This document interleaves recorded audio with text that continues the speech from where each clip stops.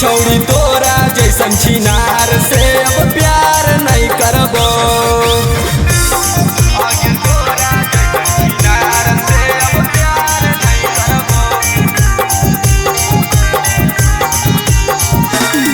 रे छोड़ा तुमसे प्यार की लड़ाई में मर जाएंगे हम तेरे जुदाई में, जुदाई में मर जाएंगे हम तेरे जुदाई में, जुदाई में मर जाएंगे हम तेरे जुदाई में। अरे तुम चाहो या ना चाहो मैं तो चाहूँगी, तुमको ही दिल का राजा मैं तो बनाऊंगी।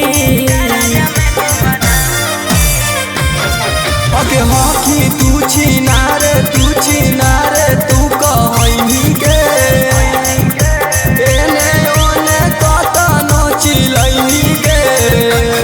मुझको तो तुमसे ही तो प्यार है रे। कैलियो एक बेर गलती अब दोबारा नहीं करबो। आगे तोरा जैसन छिनार से अब प्यार नहीं करबो। गे छौड़ी तोरा जैसन छिनार से अब प्यार नहीं करबो।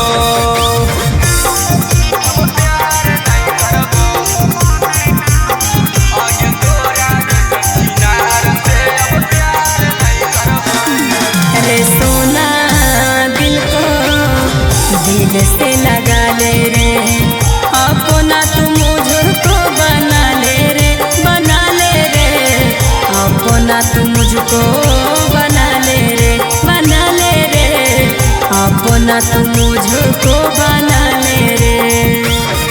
अरे तुम जो मुझको ऐसे ठुकराओगे, सच कहती हूँ छोड़ा बहुत पछताओगे। आगे जोगे छिनरी जो कहीं मरवा लेगे, अब कोनो छौड़ा से तू दिल लगा लेगे।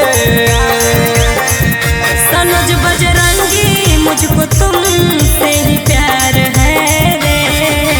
कैलियो एक बेर गलती अब दोबारा नहीं करबो। आगे तोरा जैसन छिनार से अब प्यार नहीं करबो। गे छौड़ी तोरा जैसन छिनार से अब